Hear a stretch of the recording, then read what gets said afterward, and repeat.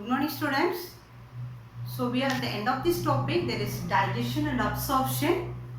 So hope you may utilize this holidays to revise this topic which we have already completed.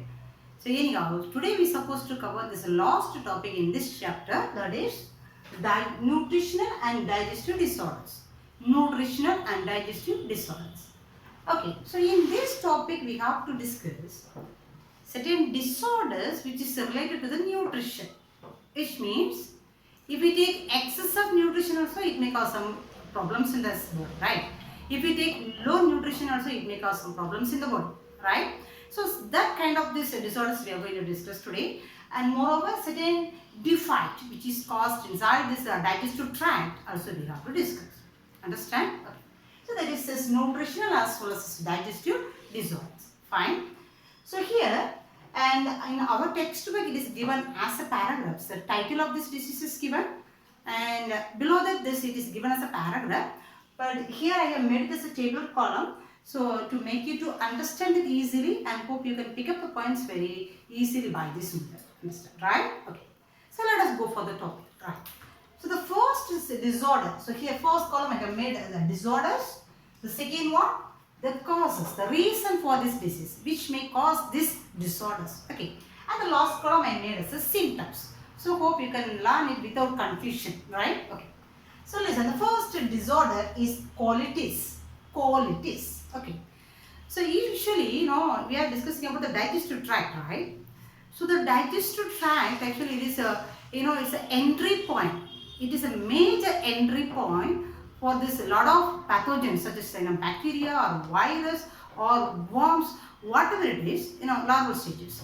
So whatever it is a, digestive tract is a major entry point, I could say. So through the diet it used to go inside, right? So that's why they say, this digestive tract, the mouth is this, it is more prone to, viral or bacterial or, pathogenic worm infections, they say. Because, most of the things, food we are taking through this mouth, so mainly we are taking, we are taking the food through the mouth. So through this path, it's a chance to enter. Understand? That's why when we take the food, sometimes the bacteria or virus may enter through this diet, and finally it may reach this, colon region. Do you remember the colon region?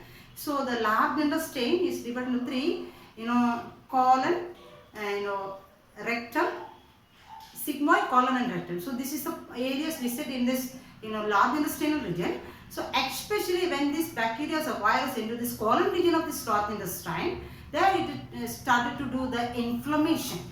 So what do you mean inflammation? There will be the swelling or redness and the pain, those things may occur. So that is known as inflammation, right? So listen here. So here the title is colitis. So if it causes inflammation in this large intestine, that condition is known as colitis. Understand? So the causes, what is the reason for this disease? That is bacterial or viral and parasitic worm infection. So these may enter through the diet. Okay. And what are the symptoms will be there? Mainly the inflammation in this colon. Along with this, the other symptoms we could say rectal bleeding, abdominal cramps and diarrhea. Rectal bleeding. So rectal bleeding means along with this motion or feces, the blood also may discharge. That we could say is a rectal bleeding. Okay. Next one, abdominal cramps. Abdominal region, the lower stomach, that is known as abdominal region. In that part, the muscles may contract tightly. That is known as a cramps. So the abdominal cramps will be there. Then diarrhea. So this, dysentery, also diarrhea. So this is the symptoms because of this, colitis. Understand? So let us go for the next one. That is, so it is well known. This is hope you know about this kwashiorkor, kwashiorkor, as well as the marasmus. Both the same kind of this disease. I mean, there is the reason is same. The first one is kwashiorkor. Kwashiorkor. So here the reason or causes is protein energy malnutrition. Protein energy malnutrition. PEM. Protein energy malnutrition.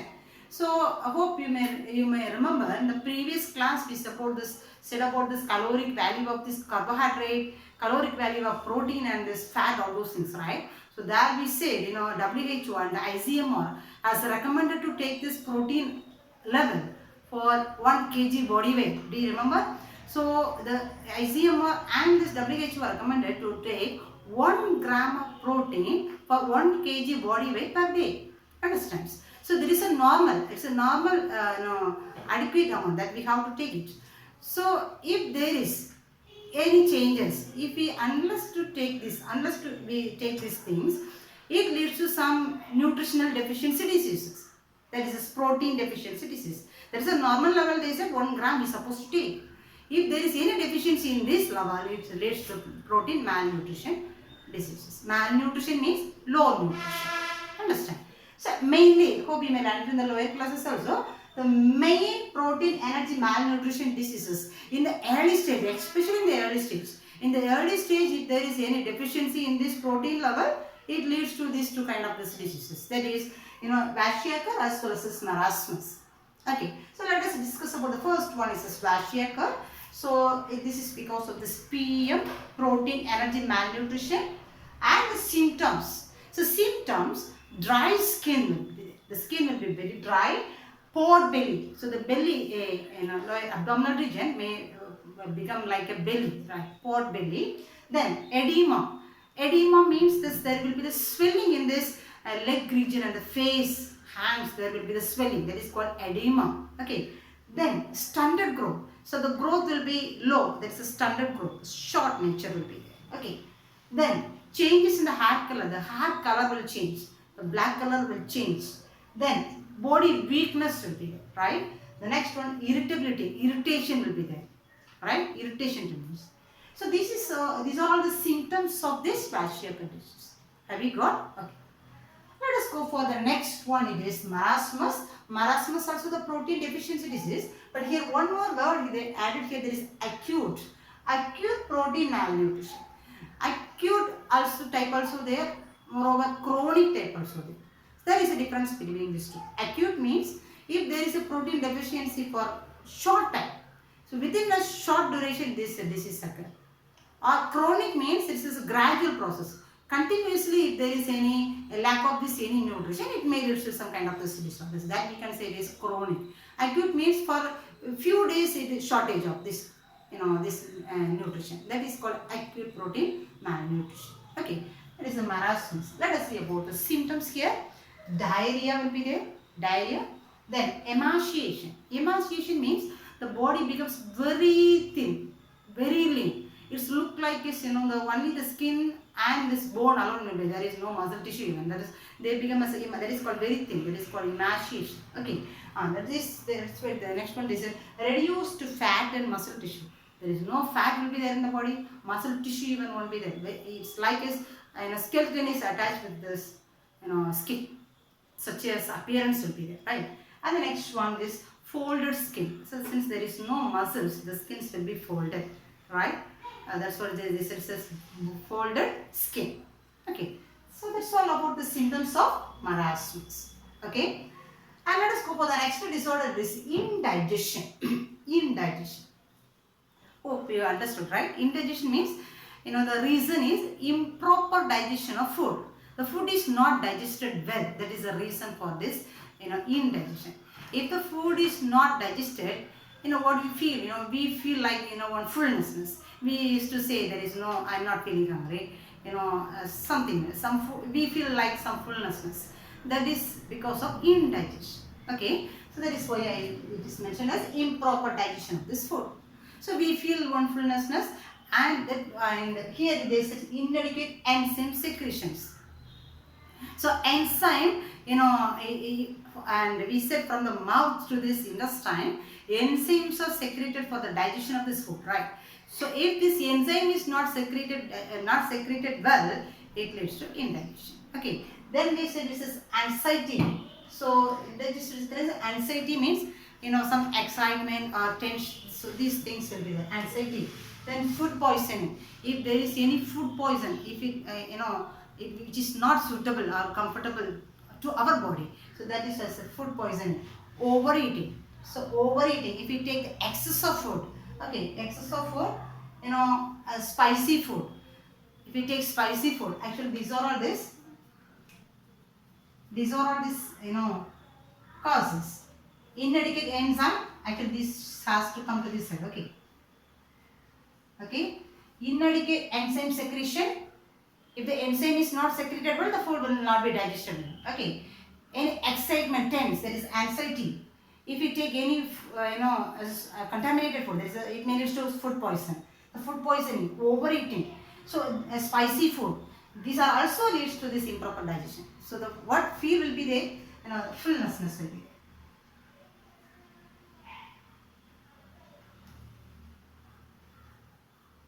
Fullness of stomach. So this, it may lead to this one. So we don't feel hungry. Understand? Okay, next one is constipation. So constipation, and here also almost the same reasons will be there. Constipation means after final digestion, the feces will be there, right? The feces may stay in the rectum, and it is related to this nervous system to get the tendency to eliminate this one. Until that, it will be stored inside this rectum. But here, if we take the reason, if we take in a less amount of this fiber food, if we take less amount of, actually when we have to take this food with this fiber as well as this water rich food. So that's why they used to say the balanced diet, right? So those kind of the food we used to take. So when we take less fiber food, or when we take less amount of water, or after food, if we are fully under rest without any physical exercise. Physical exercise means it doesn't mean as like as this bodybuilders.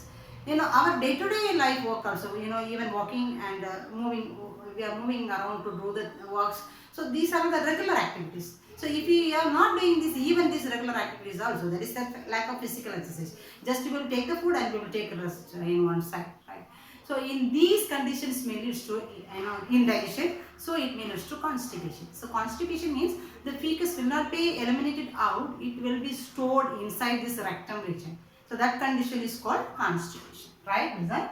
So this disorder is constipation. Poor intake of fiber food, lack of physical exercise. So what are the symptoms will be there?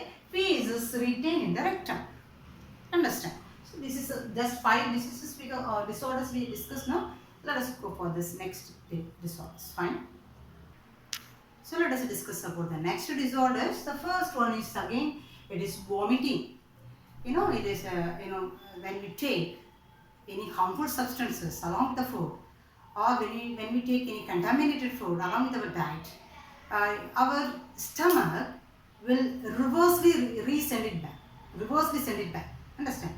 We remember this one of the movement is a peristaltic movement which is produced by the intestine. So the peristaltic movement is produced from the esophagus almost, right? So this movement only bringing the food in one direction, right? So it will pass the food from esophagus to stomach. Understand? But here, when we take sometimes, in cases, when we take any contaminated food or any harmful substances along with the diet, what happens? The stomach will send it reversely. So that movement is known as reverse peristaltic movement. Reverse peristaltic movement. That is called it as reverse peristaltis. Okay. So when we produce a reverse peristaltis movement, this undigested food or this contaminated food will come back through the mouth. Okay, first they will get one nausea tendency. Nausea means it don't come out outside. The waste don't come out outside. We will get the tendency of this vomiting. That is known as nausea. Then it is leading to vomiting. Understand? That is this vomiting, and the causes is harmful substances or contaminated food. Right? Here symptoms reverse peristalsis and nausea. It is leading to vomiting. Have you got? Okay. And the next one is jaundice. So jaundice, I hope you heard about this one, jaundice. So jaundice is here the liver will be affected. So mainly the liver is affected, and maybe major one of this reason for this liver affection or infection is this virus, that is hepatitis virus. So the hepatitis, when this hepatitis virus is affecting this liver, so the liver cells may damage. Okay. And we remember in the previous class, I hope we discussed about this one of this function of this liver. Other than this digestive function, the liver is doing some other functions we discussed, right? There, one of this function, the liver is useful to distract or destroy this aged RBC cells and this damaged RBC cells will be destroyed in the liver, right? So when it destroys, it will produce some substance, the waste substance, that is known as bile pigments. That is known as bilirubin, biliverdin, those things we discussed in the previous class, right? So here, because of this hepatitis virus, when the liver is infected, the liver failed to do this function. So this liver will not destruct these RBC cells, or aged RBC cells and the damaged RBC cells. And even if it is destructed, the waste will not be removed from the blood. So it may deposit in the blood even. Understand? So the deposition of this bile pigment will be there in the blood. So this pigment may lead to the color changes in this eye as well as on the skin. It may lead to yellowish color, right? So that is about this jaundice. Listen. So disorder is jaundice. The causes is it is because of the hepatitis virus sometimes. Then the symptoms are deposition of bile pigment, change eye and skin color into yellow. Have you got?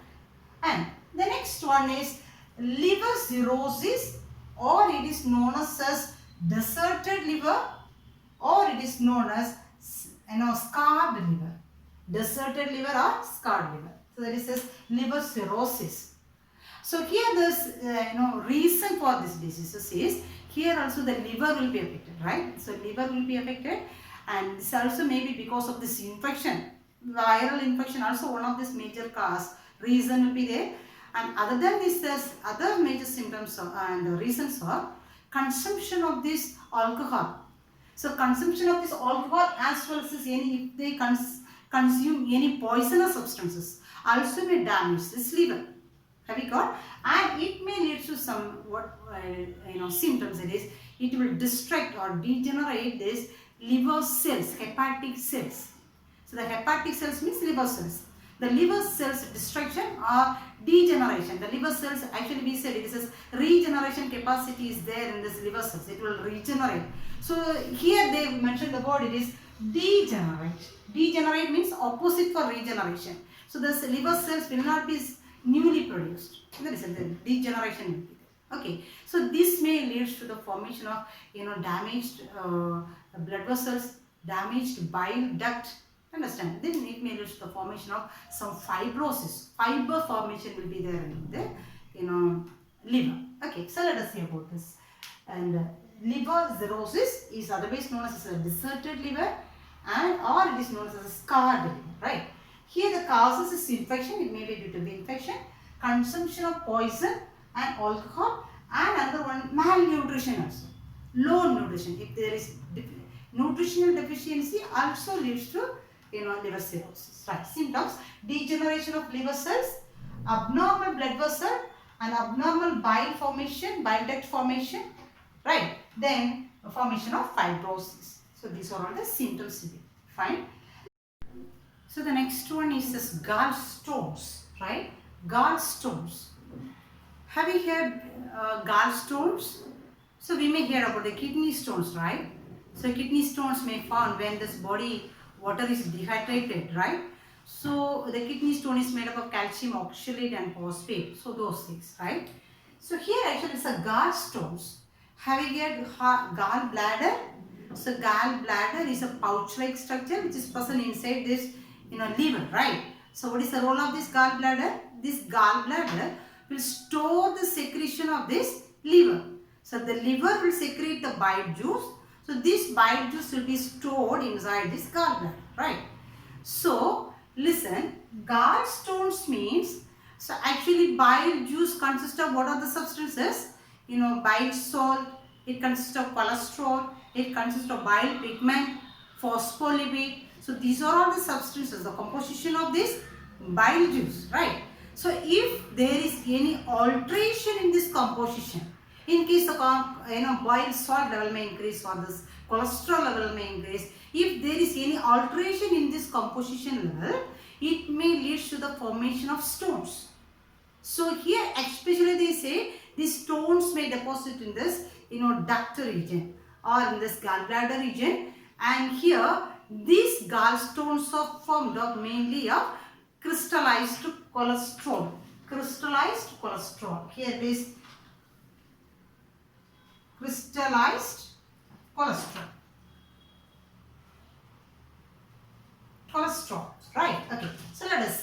gallstones, it is formed of this crystallized cholesterol, and here the reason alteration in this composition of bile, right? Okay, then so what happens here? Symptoms: obstruction in the cystic, pancreatic as well as the hepatopancreatic duct, right? Then so what do you mean cystic duct? So the duct, gallbladder. Actually, if we draw the gallbladder, so this is the gallbladder, right? So gallbladder, the bile is stored. This duct which is coming out from this gallbladder is known as cystic duct. Cystic duct, right? And what is the role of this gallbladder? It is storing this bile secretion, right? So the other two duct is collecting the bile juice from the liver. So that duct is known as hepatic duct. So from right side and the left side, two ducts will collect this bile juice. So this is known as hepatic duct. Hepatic duct. Do you get me? Okay. Then, so this will come here. So the duct coming from this gallbladder is known as cystic duct. Right? This is gallbladder. Gallbladder. Okay. And here it connect along with this pancreas. Am I right? So here it connect with this pancreas. So the pancreas will be there. So this is the pancreatic duct. The pancreatic duct also will be left here. And finally, the cystic duct as well as the pancreatic duct both will become as the hepatopancreatic duct. So this is a hepatopancreatic duct. Okay. So if there is a stone formation in this gallbladder, what happens here in this cystic duct region, in this hepatic duct region, in this hepatopancreatic duct region, there will be the obstructions. What do you mean obstructions? Blockages. The stones will block. So listen, liver is doing the major role in the body, right? So if there is any obstructions here, liver cannot, main function already we said is the digestion function. So the digestion function, this will be left into this duodenum region of this intestine through this hepatopancreatic duct, right? So if it is blocked here, it cannot digest the food properly. If the food is not digested well, the nutrients we will not get. Have you got? So that's the major reasons. Then again we said the bile pigment has to be removed. So those function will not happen. So there is a major problem may happen because of this gallstones, right? So let us see. So obstruction in the cystic duct, pancreatic duct, hepatopancreatic duct. Because of that the area there will be the pain. Understand? Then it is leading to jaundice. Okay, and that is leading to pancreatitis. Pancreatitis means inflammation in the pancreas. Infection or inflammations in the pancreas is known as pancreatitis. So this is the symptoms because of this gallstones. Have you got? Next one is this appendicitis. Appendicitis. Appendix, do you remember appendix? So when we discussed about this structure of this intestine, small intestine, the large intestine. So small intestine is here, right? Small intestine. So small intestine, it is leading us as large intestine, right? So large intestine, there is three regions will be there: cecum, colon, rectum, right? Cecum, colon and rectum. The part which is connected to the small intestine is known as cecum. Cecum, right? And from this side, one finger-like projection will be there, one outgrowth. This is known as appendix. Appendix. Okay, so actually it is not well functioning for this, human beings we said, but this is, in these regions is helpful for cellulose digestion. So those things we discuss in the structural region, right? Okay, so this is appendix. From here actually it is, large intestine. Large intestine will be formed, right? Okay, so this is appendix part. Understand? So if there is any infection occur in this appendix, this condition is known as appendicitis. Right? Appendix. Here, the reason is inflammation in the vermiform appendix. Inflammation in this appendix only known as it is one of this vestigial organ, we could say, since our ancestor had, we are having. So, but there is no specific function with this appendix for mammals. That's why they say this is vermiform appendix, right?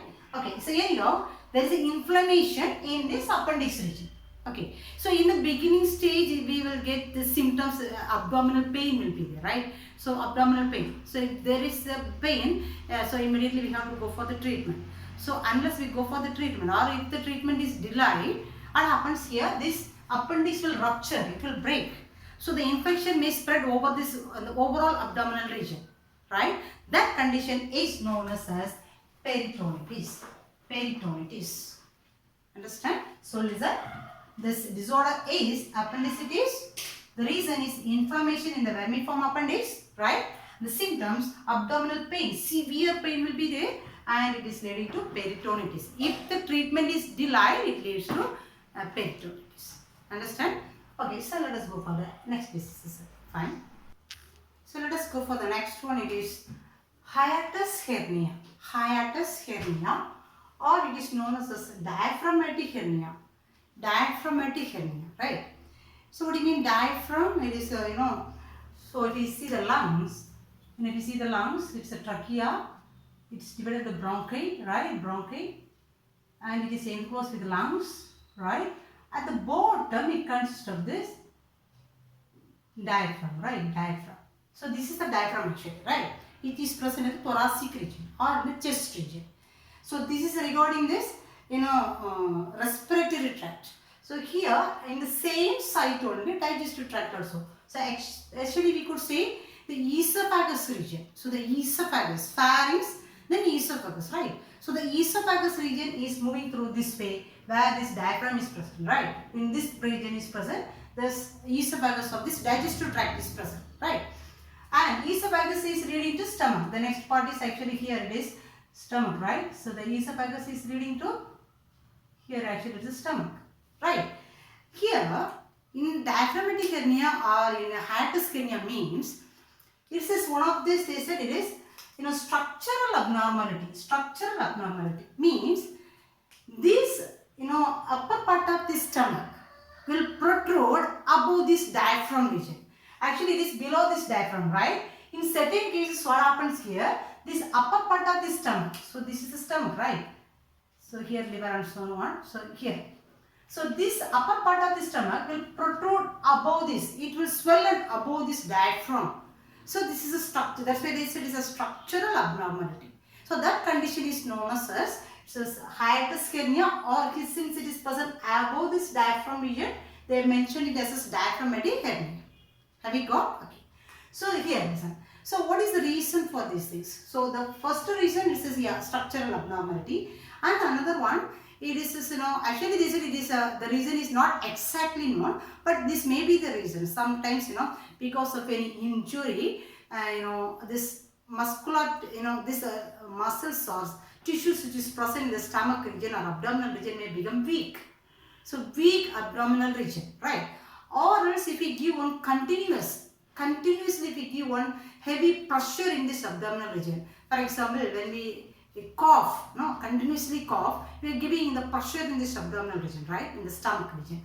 Or vomiting, if they have any severe vomiting, so the pressure is in this stomach region. Or we could say if we lift any heavy weight, so the pressure is going towards this abdominal region. Actually in this abdominal region. So if we give continuously if the persons when they do any manual jobs, heavy works, continuously the pressure is going inside this abdominal region. So what happens here? So this muscle tissues which is present in this abdominal region may become weak. Okay. So that's why they are having this hernia, right? So the stomach will bulge above this diaphragm region. Have you got this? What this is? Hiatus hernia, or this known as diaphragmatic hernia, right? And because of this, what happens here? So because these regions, the stomach will send back this digested food which is present inside the stomach will be sent back like a peristaltic vomiting sense, right? Through this reverse peristaltic movement, this food will be taken back towards this esophagus, or even it is coming to near the oral region, mouth region, right? So even it is coming towards the mouth region also. So because of that, since the digested food is coming there, already we know the stomach hydrochloric acid is there for the digestion, right? So since the such acidity is there, when it is coming reversely, when the digested food is coming reversely, we will get one heartburn, right? There is one heartburn means to get, right? And again they said it is this pain in this chest region. So since it is acidic nature, in this chest region, the center of the chest region, there will be the pain. Have you got? So that's all about this hiatus hernia or diaphragmatic hernia, right? And the next one is diarrhea. Diarrhea. So this causes of this diarrhea, or reason for this diarrhea is any bacterial or viral infection. So when we consume this bacteria or virus along with our diet, it may lead to diarrhea. Understand? It may lead to diarrhea. So in such a cases, what happens here? Actually, because of this infection, especially we said, digestion and absorption. We remember in the digestion and absorption, after digestion, absorption process is going on. But the absorption process is going on even in the mouth also, and stomach also, and small intestine and large intestine. So these are all the areas the absorption is going on. But the major absorption site is the small intestine, right? And large intestine also absorption is going on. Mainly in the colon region we said, absorption process is going on, especially water absorption. So the water absorption is going on in this colon region of this large intestine, right? So because of this infection, what happens here? This colon region will not absorb this water. So absorption means it will absorb and send back to the body, right? But if there is a lack of this absorption in this colon region, what happens here? Along with the fecus, this water level, water also will be eliminated. So the water level will increase in the feces. Understand? That's why the lot of water will be eliminated from the body. So that condition is, we can say, this is dehydration, right? Dehydration. Have we got? So listen now. So this disorder is diarrhea. This causes this bacterial viral infection, right? So what are the symptoms will be there? Increase liquidity of feces discharge. So feces liquidity will increase. What is the reason? Because the colon is not absorbing this water level. So since it is not absorbing, the water is retained along with this feces. So it will be discharged. Have you got? And so when a lot of water is eliminated, that condition we could say as dehydration. Understand? So that is about this diarrhea. And the next one is peptic ulcer. Peptic ulcer, right? Especially this ulcer is there is two types of ulcer you say. There is gastric ulcer as well as duodenal ulcer. Gastric ulcer as well as duodenal ulcer. So gastric ulcer means is an ulcer in stomach region, that is known as a gastric ulcer. Sorry. So if there is ulcer in duodenum region, that we could say is a duodenal ulcer. Okay. So this gastric ulcer mostly it is affecting this age group above 50 years. But in case of this duodenal ulcer, it is affecting 25 to 45. Okay. So let us see what is ulcer first of all, right? So ulcer in the sense, do you remember this? When we talk about the digestion process, we said the stomach is secreting hydrochloric acid and the gastric juice, right? So gastric juice will be secreted and the hydrochloric acid will be secreted and the goblet cell is secreting mucus, right? So gastric juices as well as hydrochloric acid is responsible for the digestion of the food, right? And what is the role of this mucus? So hydrochloric acid, it is one of the acid, right? So there will be the chance of, surely there will be the chance of this eroding this wall of the stomach as well as the duodenum by this hydrochloric acid, right? That's why this mucus layer is covering this, outer wall of the stomach as well as the duodenum. So this mucus is protecting this wall of the stomach as well as the duodenum from this effect of this hydrochloric acid. Understand? That is the function of this mucus actually. So because of certain reasons, what happens? This, this hydrochloric acid, this mucus will be eroded.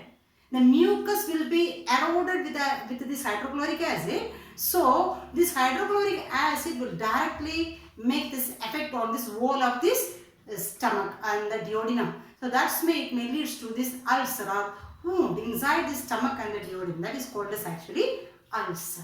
Understand? So that type only we said it's a gastric ulcer as well as a duodenal ulcer. Okay. So let us see the reasons for this one. What may be the reasons for this ulcer, right? So first, one major reason is one of this bacteria. The bacteria is Helicobacter pylori. Helicobacter pylori is a bacteria, right? Bacteria is one of the reasons to erode this mucus layer, right? And next one, this aspirin. So aspirin actually it is one of the painkiller. So when they consume excess of aspirin, and it leads to the eroding of this mucous layer of this stomach, right? Then and excess consumption of anti-inflammatory drugs. Anti-inflammatory means in the science the drugs we are consuming for to protect for inflammation, right? That is known as anti-inflammatory. Inflammation means swelling and the pain, that is inflammation. To cure this inflammation, we are taking anti-inflammatory drugs. If we consume excess amount of this one, it is also made into ulcer, right? Next one, smoking. These are all the major reasons we could say. Smoking and alcohol and caffeine. Coffee is one of the substances which is present inside the coffee, right? So this one. Then there is psychological stress. So if there is any stress mentally, there is a psychological stress. So these are all the things is leading to the erosion of this mucous layer of this stomach and duodenum, right? So because of this, what happens here? What symptoms will be present? So the tissue lining, mucosa, and in stomach and the duodenum will be eroded, right? So the tissue lining or the mucosa layer is covering this stomach and the duodenum layer, that will be eroded because of this reason. So the causes of this erosion is this one. Have we got? Okay. Then, so that's all about this peptic ulcer. Okay. And the next one is obesity, right? Obesity. What do you mean obesity? There's an excess of fat is stored in the adipose tissues. Excess of fat will be stored in the adipose tissues. That is known as obesity, right? So the reason for obesity, maybe it's a genetical reason will be there. Genetical reason means if the parents have this obesity, maybe due to the gene, it will transfer to the next generations, right? So there is a genetical reason, right?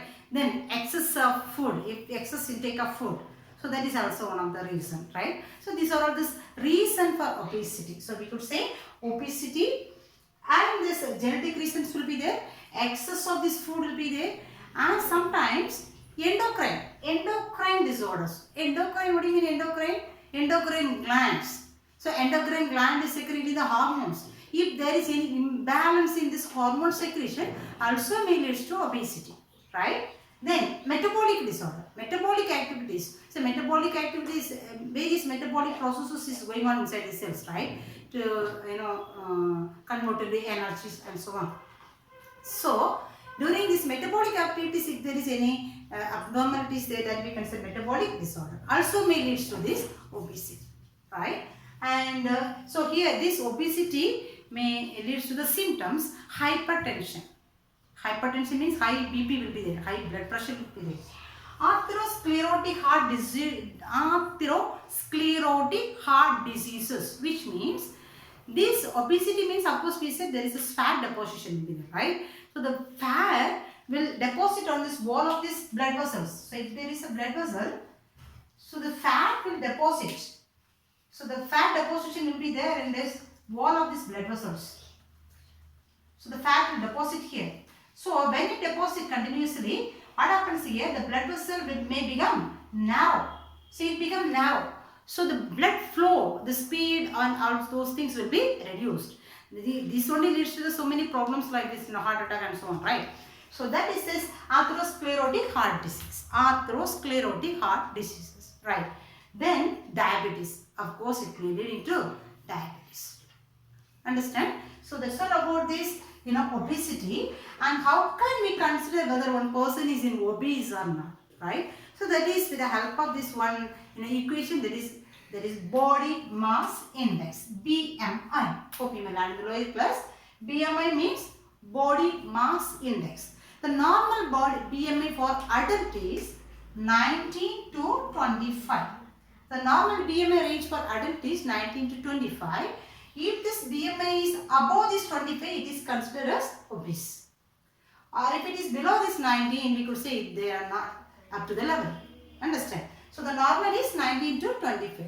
Then how do we calculate this obesity or BMI, right? So normally this weight of this person is divided by this height of this person, right? Weight divided by height. Weight of this person divided by height. But weight, this unit is, it should be in kilogram, and this should be in, height should be in meter square. Have we got? Weight divided by height. Weight unit must be in kilogram and the height should be in meter square. So one of this example they have mentioned in our text, that is, if the person's body weight is 50 kg, body weight is 50 kg, right? And the person's height is 160 centimeter. 160 centimeter means 1.6, 50 divided by 1.6 square, right? So equal to, that is 19.5. 19.5, right? 19.5. So 50 divided by 1.6 square. So if we divide this, we will get the answer 19.5, right? So the normally we said is a 19 to 25. So if it is 19.5, the person is normal.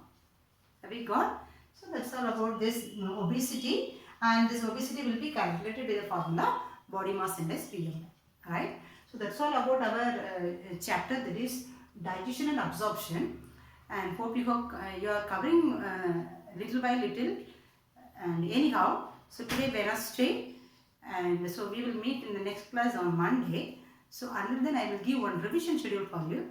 Hope you will cover it up as per this revision schedule. Fine. So look at this revision schedule. So from today onwards you can begin this revision, right? So 18/11/2020 you can go for the first topic. It is steps in process of digestion, ingestion, digestion, absorption, assimilation, digestion, all those things, right? And structure of alimentary canal. So structure of alimentary canal in the sense you have to begin from what about the buccal cavity. So the organs which is present in the buccal cavity, dental arrangement. So there's defect in this dental arrangement and this tongue region. So those things you have to write, right? Okay. So buccal cavity you have to write. Then it is pharynx. What is in the pharynx? What is in the esophagus? Then structure of stomach, small intestine, large intestine. So these are all the things to be included under the structure of alimentary canal. Okay, so that you can cover up today, right? The 19/11/2020 you can go on the histology of gut. Histology in the sense we said the gut is made up of these 4 layers. Outermost is serosa, muscularis, submucosa as well as mucosa layer, right? And each layer is made up of what kind of the small tissues. So that we have said about this histology of gut. So if you can, before you begin the topic, you can once again you can watch this video also if it is needed, right? Then the next one is the digestive glands. Digestive gland in the sense you can learn this about the salivary glands, then this gastric glands and the intestinal glands, right? So the gastric gland and the liver and pancreas. So liver, structure of liver, secretions of the liver and the special functions of the liver, and about the pancreas also you have to learn under digestive glands. Okay. Then 20/11/2020 you can go on the digestion of food. So here actually this is the topic we have explained as equation wise. Do you remember?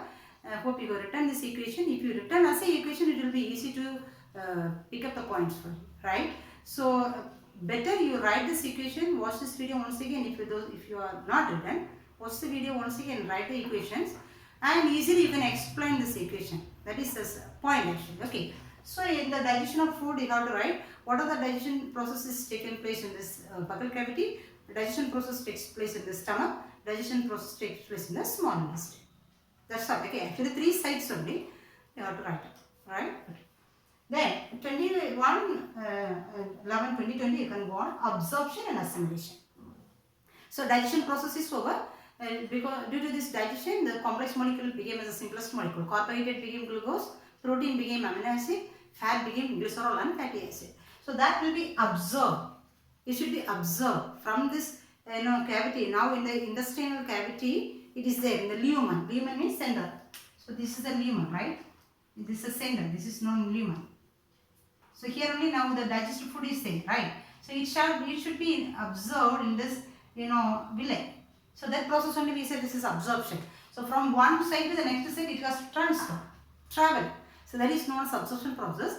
How it will be, in which method carbohydrate will be traveling, or which method protein or fat, water, all those things will be traveling. Either it is a diffusion process or facilitated process or active process and so on. So that we have said.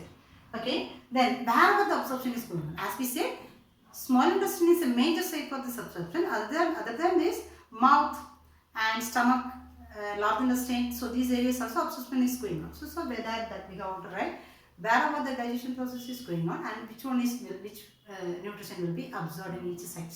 Have you got? And assimilation. The cells it will be converted into energy. This process is known as assimilation. Then digestion.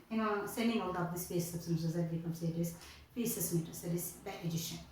Then caloric as versus physiological fuel value. Caloric value of carbohydrate and the physiological fuel value of carbohydrate, protein, fat, all those things we said, right? So that you have to know, right? Okay. Then 22nd, 11, 2020, today's topic. There is nutrition as well as digestive disorders. Okay. So please go on these topics before we meet in the next class. So we will meet on Monday with a new topic, right? Thank you.